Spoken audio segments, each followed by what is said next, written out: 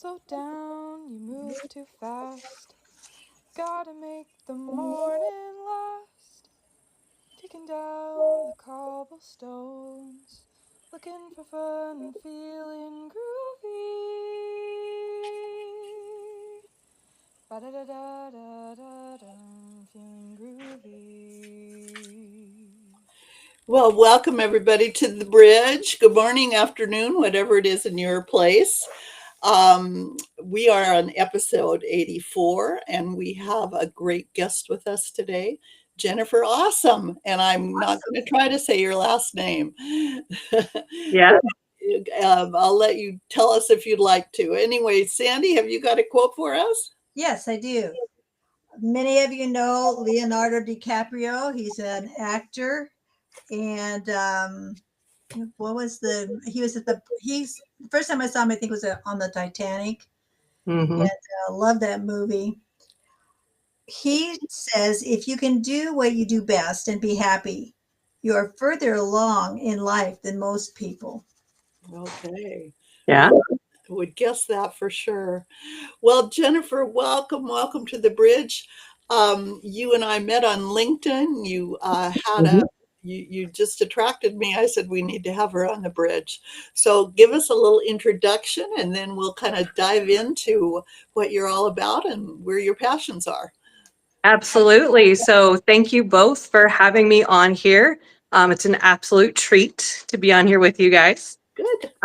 My name is Jennifer Awesome, and I'm the founder of two 501c3 nonprofits, Awesome Consulting and Educational Services, and Mindful Flight Stronger You, which focuses on healing through playing disc golf. Okay, disc golf. I've heard of disc golf. That's Yeah. so nice. Well, wonderful. So you do educational consulting too. Yes, I do. Yes. Okay, that's wonderful. That's wonderful. So, how long have you been coaching in your own business? I started my own business officially this year. So back in March is when I started officially. But, I've been doing that great work for years through school districts and working with other people as I meet them. Nice, nice. So, besides being a coach and a consultant, I'm hunching you're an entrepreneur. Yes, I am. I'm a half owner of my husband's construction company as well, BC Construction LLC. Okay. So I help with that as well. Okay, so you do a little of everything. I do a lot of things, yes. I'm kind of one of those jack of all trade people. Yeah, well, those of us who are in education and consulting, that's sort of true. You kind of have to work with what you're dealing with. So, where did you start in education and your interest in education? Well, I'm going to go all the way back to second grade. I had a wonderful teacher. His name was Matthew Mills. I believe he still works up in the Gig Harbor area. He gave me in second grade the Boy Am I Sure Glad School is Fun Award because I love school. My mom tells a story that when I was little, I asked her to get a job so I could go to school. So I love learning. I love working with people. I love working with kids, middle schoolers, adults. And so I've always wanted to be a teacher. Okay, that's wonderful.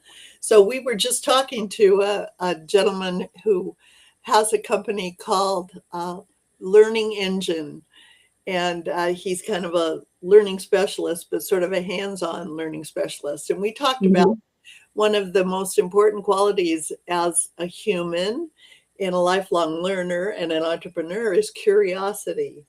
So talk to me about you and the skill and trait of curiosity, because I have a hunch you're there. Yes. So I based a lot of my teaching. I taught mostly middle school math when I was a teacher. I taught a little bit of everything, but mostly middle school math. And I focused a lot with appreciative inquiry, which is fostering that curiosity through knowing what works well with kids, finding those strengths, those things that they're already great at, and building on those skills. So I was always a teacher of, kids come in and they're like, I hate math. I'm like, I get it. It's hard, but we're going to make it fun. Okay. So I always found ways to get them curious, get them asking questions from the beginning of the day. And that just fostered their love of math. If I can say that, they started to love math. Awesome. Awesome.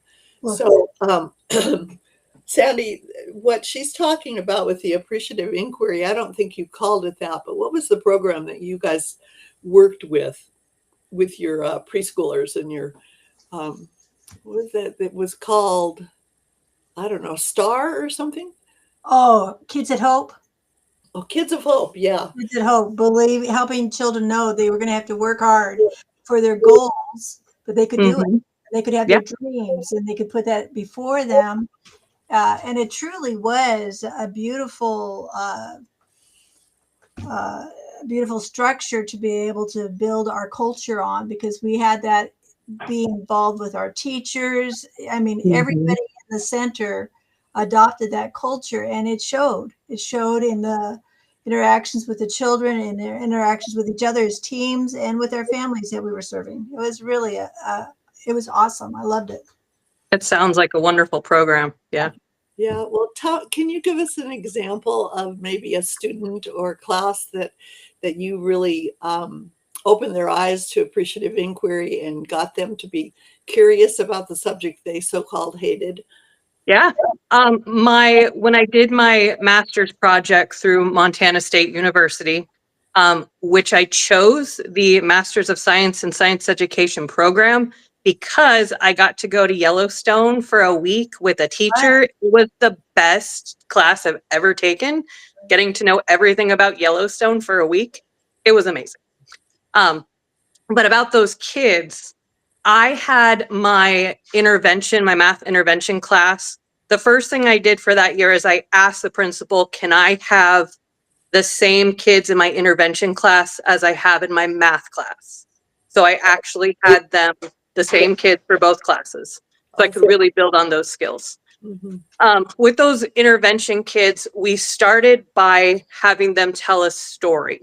They had to think of a time when they were younger and draw out or write words, come up with something they did that they were very proud of. Nice. And then you go through the storytelling, listening to the kid of what were those things that they did to pull out what were those strengths. Wow. So I remember one student I had, his name was Nick. I actually ended up touching base with him again once he graduated and found out that he had started doing better and better in classes after that class. So it was great to hear from him. But he told a story. I want to say he told a story about fixing a bike for a friend that had showed up on the side of the road. So we talked about how, he was willing to help people, to stop and see what people's needs were, and really take care of the people around him. So that story helped him to build what he did in our classroom.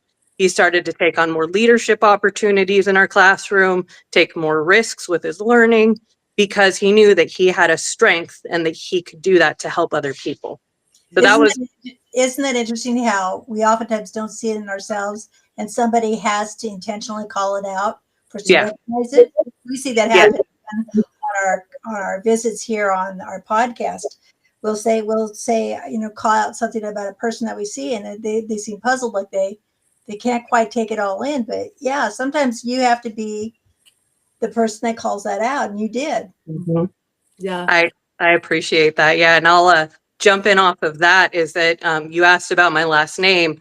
I went through a divorce, so I got to change my name. And at that time, people were always telling me, hey, you're awesome. You're awesome. You're awesome. And I was just getting ready to go into admin. I'm like, that would be a really great name to be Miss Awesome. Yeah. So I took a risk, and through working in tribal schools, I've learned that, you really have to, your name means a lot to you, especially when you choose your name. So for me, living up to that standard of being awesome, it's not always an easy bar to hit, but I'm working on it. That's awesome. That's great. I love it. And I love the fact you stepped into it. I mean, Thank you. I'm going to do this because, and it's really how you teach. Hmm. you know, and coaching is all about calling other people out in what you see, you know, Right. and in the words that they use, and just sometimes even in their body language. And Hmm. what an awesome, awesome, awesome experience. I love it. I love it. So, tell me about you. You work with, do you still work with tribal schools? Yes, I'm currently the Dean of Students over at Chief Leschi Schools, part of the Puyallup tribe. Okay, so you're in Tacoma sometimes. Yes, I am actually. Yes, every day. Oh, every day. My goodness, you're Mhm. busy. I have worked for a long time with the Muckleshoot Tribal College, I and saw that. Yeah, very great learners, but mhm. very sometimes disenfranchised. You Very. Yeah. know, and so that's a really important part, not only for the students, but also for the parents to really feel that they're, the other place I worked that really became apparent to me was when I was at Bates Technical College.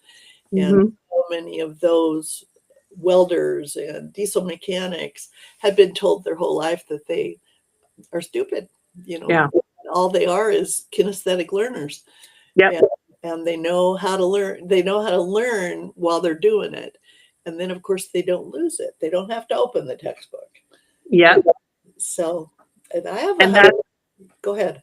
I was going to say that Chief Leschi, they're actually building kind of their own new building that's going to be like a technical college on campus. Awesome. That they're going to actually have the students go there during the day, and after the school day, then the community, the adults get to go in and work on their welding skills and things like that. So Yeah. definitely working with kids, if you can get them up and moving, like that's really when you know a kid is learning. Right. And the culture is so different because it's not really. It's not. They don't have to talk a lot. You know, Hmm. very often until they really know and trust you, they won't open up. Right. But I'm really glad to hear that's happening Yeah. in close by because it's so important. But I have a hunch about you, and you can tell me whether I'm right or not. But your favorite class, and you went to Montana State because of being hands-on learner. So I Yes, have a hunch absolutely. you're a hands-on learner, and You know, I didn't realize it until being an adult because, I talked about Mr. Mills, and we did things like we built a spaceship in his class one year. And I don't know what he did with it or how it left the classroom, but there was this huge spaceship, all the wood, the nails, everything in his classroom. yeah, He had us, we learned about castles in a second, third split. And at that time, we were at Seebeck Elementary in the gym, and we built a huge castle on the walls. So we That's constructed the wonderful. castle. That's awesome. Yeah. wonderful. Well, we used to call it, I'm not even thematic learning, Hmm. you know. Hmm. And what's so good about that is you can go into, not only the construction, but also the period of time. You go through all the music. I remember I used to find the Gregorian chants when we were studying. I forget what we were studying, but, it really is how the brain operates. And Hmm. it's fabulous, and you're spreading it all around. Yeah. So, what's next? You sound so busy. How do you have time for those dogs of yours? Well, that's why they are trying to get my attention right now as we're talking. No, I'm a mom of five kids. Our youngest turns 14 in 2 days. He was reminding me multiple times this morning that he has 2 more days. Right. So we have three that still live with us. Yeah. Oh, wow, that's marvelous. Yep. Go ahead. So next for me, we're talking about that hands-on learning, and I'm trying to go to more and more conferences to talk about reigniting belonging in the classrooms, what that looks like, and some simple steps that teachers can take so that the students feel like they belong. Admin can use it with their teachers so the teachers feel like they belong. And then how do we bring in those community pieces through learning? So I've had the I was very grateful to get the opportunity when I was student teaching over in Cle Elum Roslyn at that school district. I got to participate in 2 projects. One was called Cougar Wise, which was also working with Washington State University. The 8th grade students got to go out with their biologist. We went out on snowmobiles during the school day, tracked down the cougars with the cougar hunting dogs that, funny story, the guy actually trained them behind my parents' house. So Oh, I didn't know that. And then we got to take care of the cougars. They tranked them. We took their blood. We measured their paws. And we were just learning about the cougars. So that was during the winter months. In the spring, because there's so many fires over in Eastern Washington, the 8th grade students did a combined project with their math, science, and history teachers, where they actually had to come up with how to make a house fireproof. wow. So they had to go through the whole process. They had to learn about doing the permits, what they needed to build, do the math to build the house. They ended up doing a whole presentation to the community to try and get people to buy their products. And then at the end, the fire department actually came and set the houses on fire to see which one actually worked the best. Oh, So wow. I love the hands-on learning that you're talking about. How if you and you know that you've got the kids' attention and that they're engaged. Yeah. They are engaged in their learning process because it has given them a chance to think outside the box and to use creative, critical thinking skills. I love that. I love that kind of. I come from early childhood education, Yeah. and Yeah. that's how we believed in doing it. And I love that you're talking about doing it in the upper grades. That's wonderful. Well, and the problem solving of coming up there, you were training entrepreneurs. You know, training them to, and then they got to see the outcome. And wow, it's just fabulous. And I'm glad you're spreading it around. I'm going to add a classification of one of our Bridges classifications to you besides entrepreneur and, leader, but I'm going to add community builder. We have a classification of community builders, and you're definitely that. Go ahead. You've got Well, something. so I started my admin over at Chief Kitsap Academy, the Suquamish Tribal School.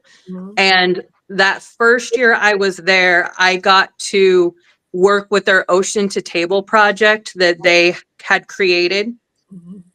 The second year, I actually got more involved and actually made sure all the connections were there and made sure it ran smoothly the second year. But that project, the Suquamish tribes kids, we had certain groups go out and they actually went fishing. They had gotten a grant to build their own nets, so they had their own nets. We go out and we go fishing, catch the fish. The second year, we worked very closely with the hatcheries so that the kids were actually like measuring the fish, getting their blood, marking them, and then collecting the eggs as well. So the first day is fishing.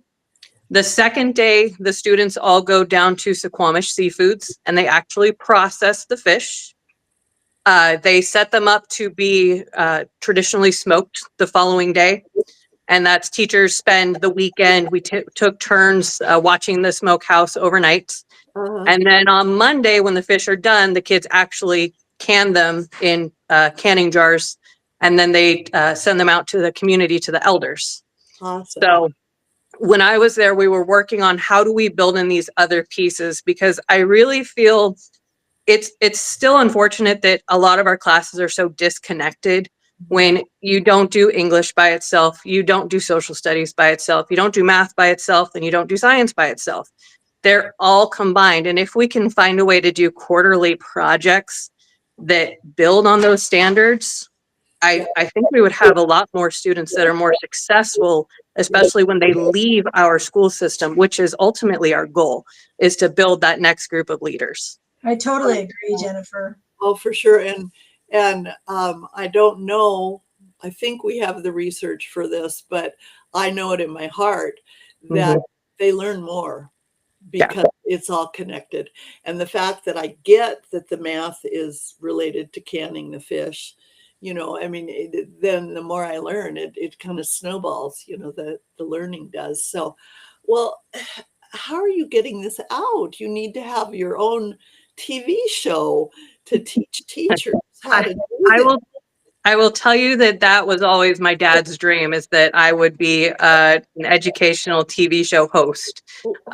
So I can actually tell you that. So my husband, Brandon, and we run a podcast as well called the Intentional Disc Golfer Podcast Good. about disc golf and how you improve your game when you're in your car, doing what you can do intentionally when you're not actually playing.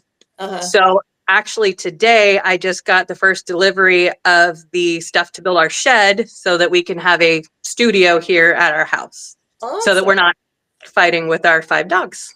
And you can bring them in and have them help learn. We can learn from the dogs. Yes.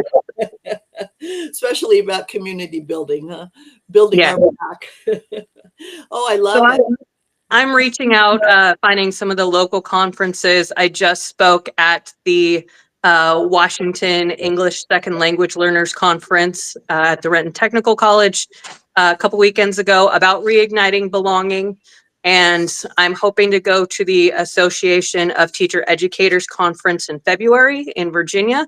And I have the reigniting belonging and also talking about how to make math more of a hands-on type of learning, and just little tricks, easy things, quick things you can do and implement in your classroom. Yeah. Well, and the social aspect is also involved in the way you're teaching, because you're doing teamwork, and you have to figure out if one fails and all of us fail, we got to figure out how we're going to work well together Mm-hmm. to bring the project to the completion and do it well. And that, I mean, who's not going to have that be a part of their life down the road?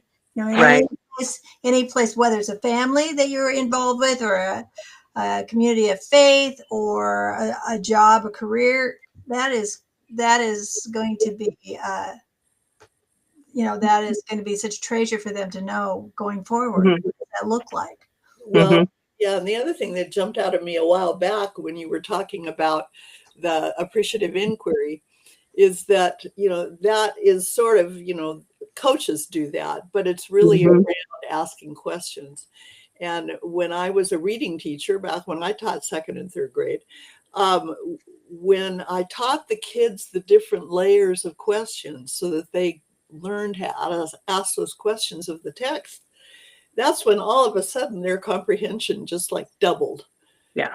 So it's the question asking rather than the telling that is Right. so much more powerful than just telling, because when you tell it, it's just kind of, washes through. Right. With all the brain research that's going on. Yeah. And the other thing, so I, in my role as Dean of Students, I've taken on doing attendance meetings as well. So working with those families, finding out what the barriers are that are keeping them from getting to school. Mhm. I use the same process that I would with a student, that I would with another teacher. Is I ask them questions, I get them talking, I help to make sure that they feel seen, heard, and valued. Yeah. In that type of questioning, so that they can be very open and honest and say, hey, my kid is having this issue, or, it's not really my kiddo, I'm having a hard time getting up, or yes, I could use this help with whatever it is. Because it's not about me, it's about them. The same with if you're working with teachers in an evaluation setting, it's not about me. No. I had my principal, Kathy Wales, made evaluations. The best thing I ever heard from her is, you can do whatever you want as long as you can explain to me why you're doing it and how the students are learning. And this came about after I was teaching math through using Mario Kart. We went through a whole unit on proportions, and we talked about the differences between a 1-player screen versus a 2-player screen versus a 4-player screen, and how that proportion changed. Lovely. So after we talked about that, then they got to actually play Mario Kart. Oh, Yeah. I love it. I love it. You are just an innovator. I just love it. I want you on TV. I want you to write a book. I mean, are you in the I've got a couple books that I'm working on. I just need to focus on one of them. Yes. But you've got so many other things that you're interested in. Oh, yes. So tell me a little bit about your nonprofits. You said you have two of them. Right. So the Awesome Consulting and Educational Services is a nonprofit, registered 501c3, because I'm hoping that we can hit as many schools as possible and start building, implementing these strategies, because we can't wait. The society needs these supports. Our students need these supports. And we also need to find a way to bring back parent education as well, because our parents are struggling. Yes. Especially with how much kids are just on their phones all the time too. We're missing those connections, we're missing those opportunities, and we need to fix things sooner rather than later. Right. So Mindful Flight Stronger You is my sister nonprofit about healing through disc golf. So 5 years ago, almost 6 years ago, during COVID, had the 5 kids here with my husband. We had actually been through some really awful custody battles, and we were both in a pretty difficult spot. But with COVID, it's like, okay, we need something to do to get our kids out. What can we do? Right. And my husband's like, let's go play disc golf. I'm like, I have tried to stay away from disc golf my whole life because I love hiking, and I feel like they ruin good hikes by putting baskets in the way. So we went disc golfing. It was Easter time, and I was like, all right, we can go hunt for discs instead of hunting for Easter eggs. Oh, nice. So with all 7 of us, we went to this course that's right behind our house called Frederickson's. And it's very up, down, hilly, lots of trees, lots of bushes. It took us 7 hours to play around with the 7 of us. So it was not the best experience, but here we are now. I actually went and grabbed my trophy in hopes that I actually get to show you guys. Nice. So I went to the USWDGC, which is the United States Women's Disc Golf Championship. It was in Wisconsin this year. And this was my first time playing a big event like this, and I took second in the division I played in. I lost by 1 point, but it was an amazing experience. And to be able to know where I went from of being angry, being depressed, being sad, dealing with repetitive failure, which is one of the things I'm starting to study with disc golf, is that you have those 18 holes. Each throw, you have a chance for success or failure.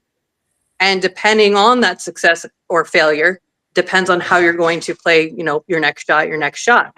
So with the Mindful Flight Stronger You, I'm hoping to do a first lesson on failing forward and embracing failure, and how we need to stop focusing on success, and we need to focus on our learning through failure, through making those mistakes. Because if we don't take a risk to make a mistake, we're not truly learning. Mm-hmm. Right. So you're really working on the brain too, Yeah. And how I'm seeing it. So I've got a question for you about your disc golf experience, because you went from hating disc golf to championships. So that's a pretty awesome trek. What is, I'm not going to say the most important, but what's one of the metaphors that you've extrapolated from disc golf, applying it to learning? So it has to do with that failure, the repetitive failure. And you talk about the mind as well. We were blessed to speak with Joel Turner, who's also here in Washington. He is a trainer of archers and shooters. And he talks a lot about the mind and how you can control your mind and teach yourself to stop. And it's really that mindset. And it's my goal to be able to go out with players that need to or want to improve their mindset as they fail and fail and fail and fail and fail and fail. Yeah. So how do we have that conversation while you're out there on the tee pad? And yes, you're going to fail. How do we move on from that failure? How do we embrace that failure and say, okay, here's my next chance. Here's my next chance. Yeah. How can I emotionally act differently than to just feeling down, Right. but say, okay, so what did I learn? And Yeah. oh, I love it. I love it. Yes, That's I a have a. that's a life skill. That's just living life. Mhm. Yeah.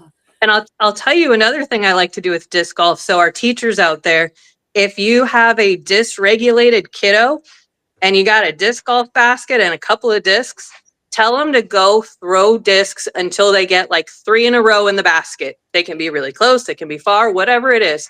And by the time they're able to get 3 shots in a row, they've calmed down, they're regulated, they're controlling their emotions, and they're then at a point where they're ready to talk. They're learning, they're changing their brain chemistry by regulating. Oh, I love it. Yeah. I love Yeah. it. It applies to everything. But did you ever, this dates me from when I was getting my master's, but I remember was a book called kind of the mouse and the motorcycle or something. Mm-hmm. And it had a whole bunch of great analogies, and it's sort of reminding me of when you talk about disc golf.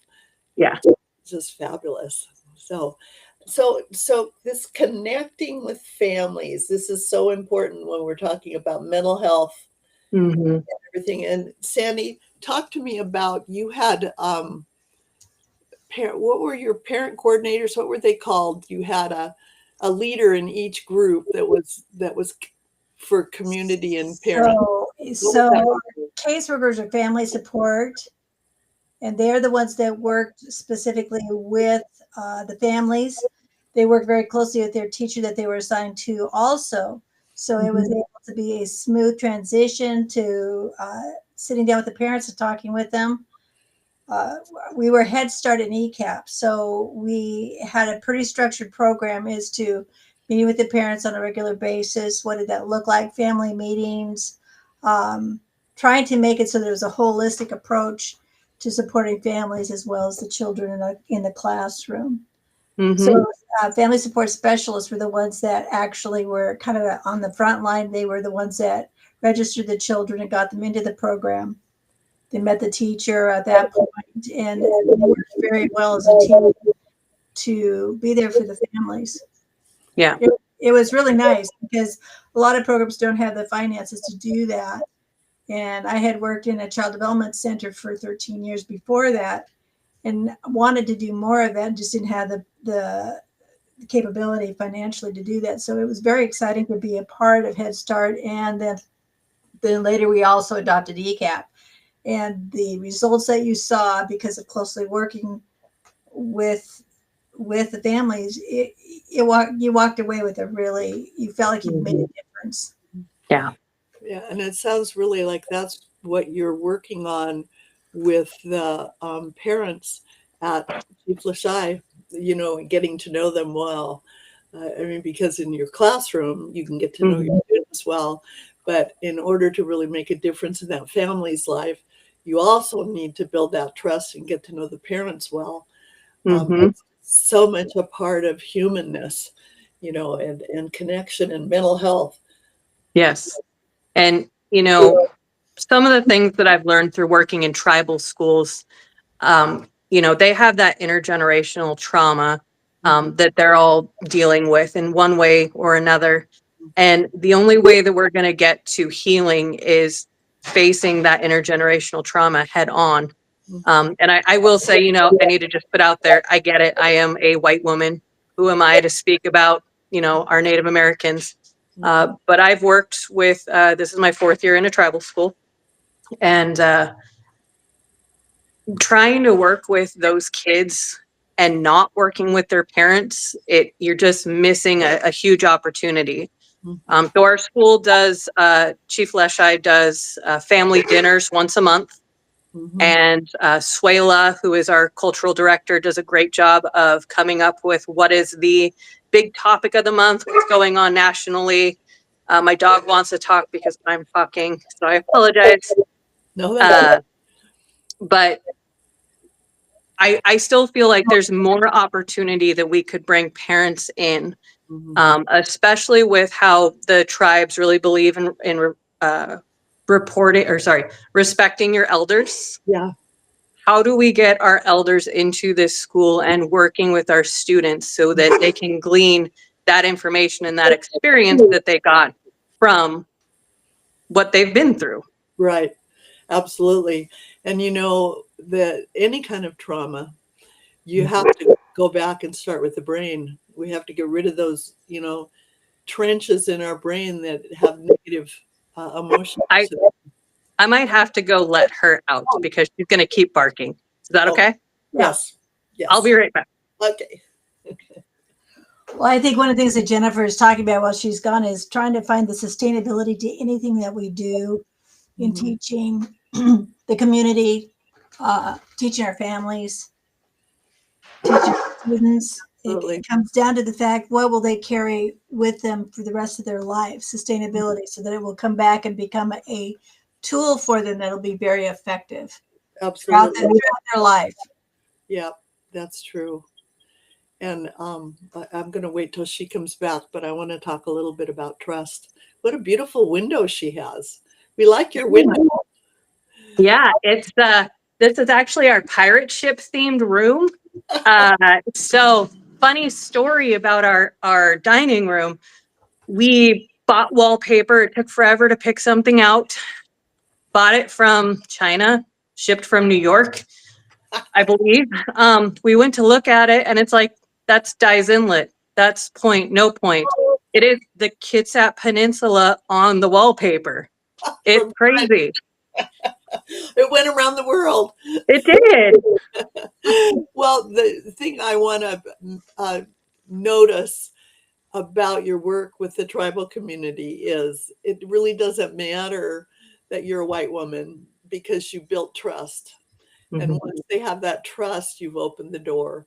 And the other thing I think that's so important, we have a gal that was raised in war-torn Lebanon that we work with. Her name's Mishkat, and she just published her first book. But she had a great her website's called The Communication of Success. And the main thing that how she breaks through barriers is that she operates with presence. Meaning, when I'm talking to you, I'm here with you, and I'm not, looking around the room, or I don't have an agenda in my head. And that is so powerful, no matter what community you're working with. Right. And we probably need to get you together with her too on a podcast, because she's fabulous. I would love to. Yeah, and she talks about with her students and also with leaders when she's been in, big meetings and stuff. She doesn't start with telling them stuff. She starts with asking them what they want and what they need. Therefore, it creates a highway that wouldn't be there without presence and being there. So often our communication isn't, connecting. Yeah, what came to mind is the comment in my interview at Chief Kitsap that I think got me the job there initially was, I was asked, what are my plans for the school? What do I want to change? What are those big things I'm going to do for the school? And I shared that, it's not my place to make that decision. I need to know what the community wants, what the tribe wants, what the school wants, like what's going to work for the kids, the families. At this point, it's not my decision to make, but I can facilitate whatever it is that needs to happen. Yeah. So that leads me to another curiosity of mine. What level in our educational bureaucracy are you having trouble getting to? Because I hear you're getting to families and you're getting to teachers and students. And, how are you doing with the upper level leaders and superintendents and school board people? Are you making any headway?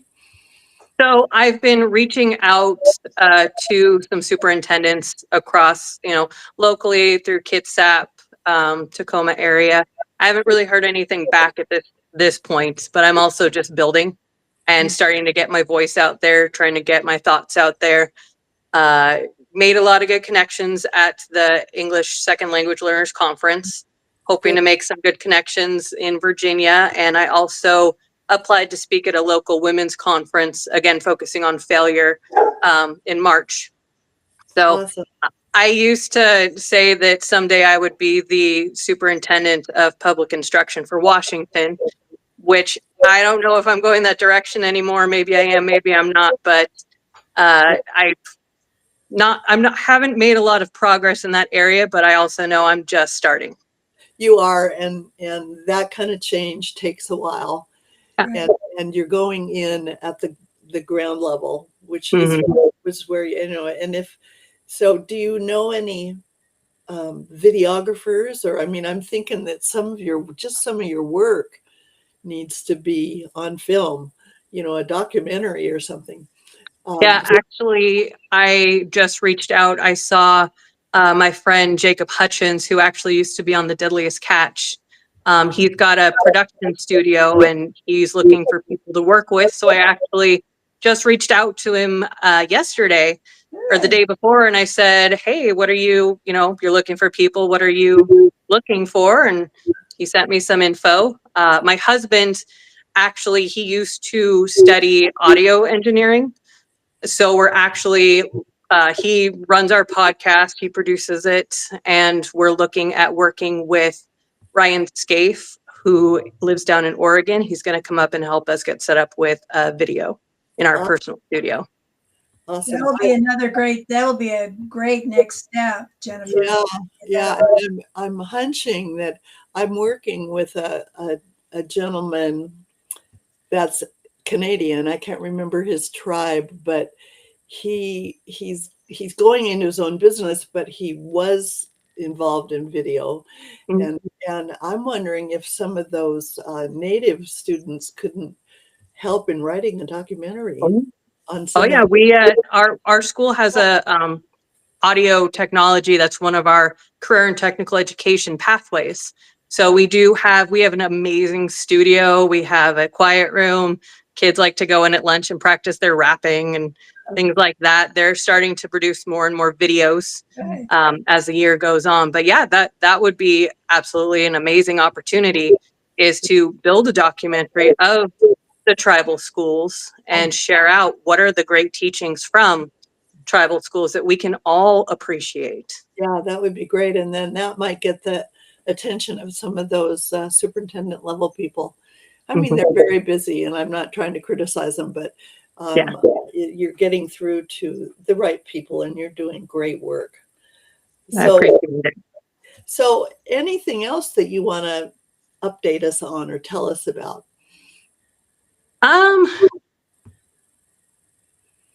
Trying to think. There are so many things that I'm doing, even just being a parent. My daughter, Kaylee, has gotten into a lot of these leadership positions too. She's been in Leo Club since middle school. She's a 10th grader this year, I think, and just following. Someday she's going to be the president, I'm pretty sure. So shout out to my daughter Kaylee out there.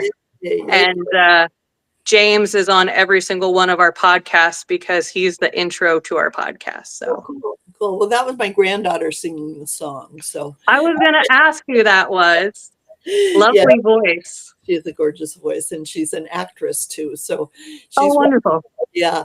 But I think that, well, we have Mishkat on off and on, but she's one of our community builders too. And I might just send you her original podcast with us. And then she's also on our book study that we're doing.